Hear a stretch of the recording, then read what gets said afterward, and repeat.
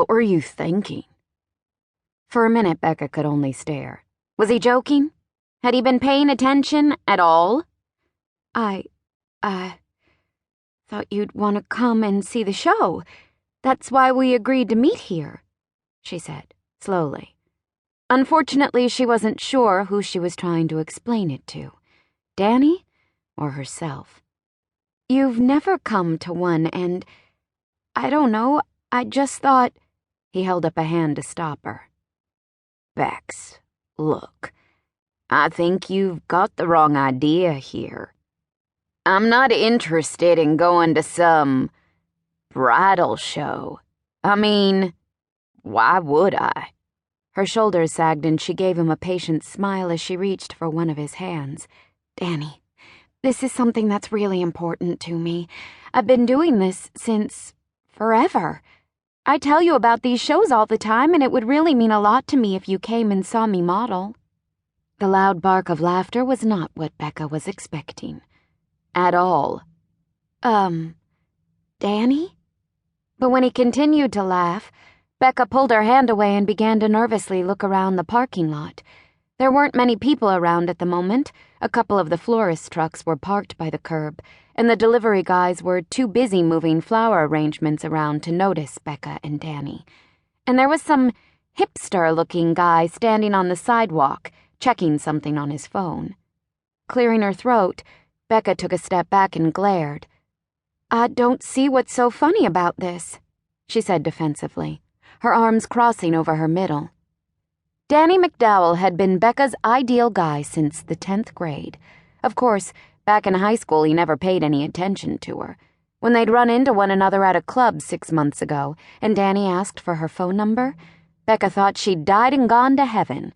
She knew part of it was because she looked a heck of a lot better at 25 than she had at 16.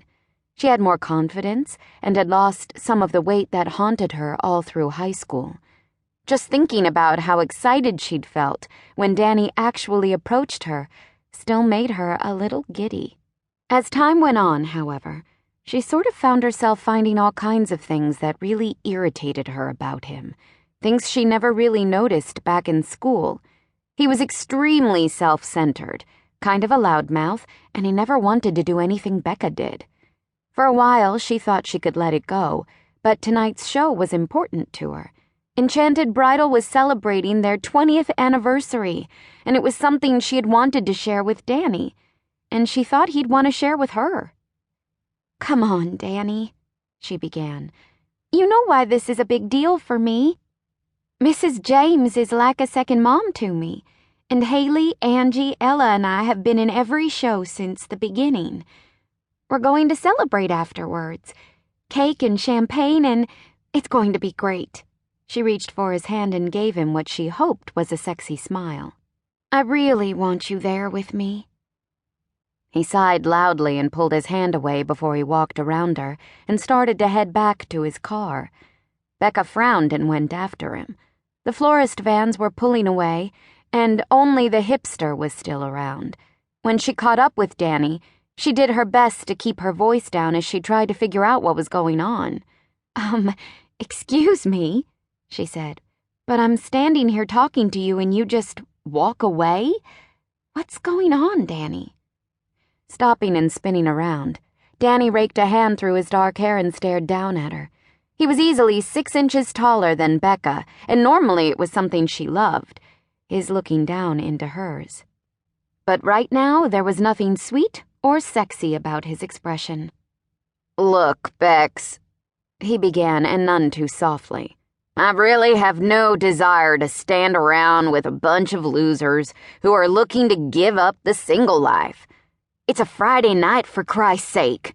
I'm meeting the guys down at BJ's. I'm not hanging around while you parade around in a costume." She took a step back as if he'd slapped her. "A costume? Danny, I model wedding gowns. This isn't some little game. It's a fashion show.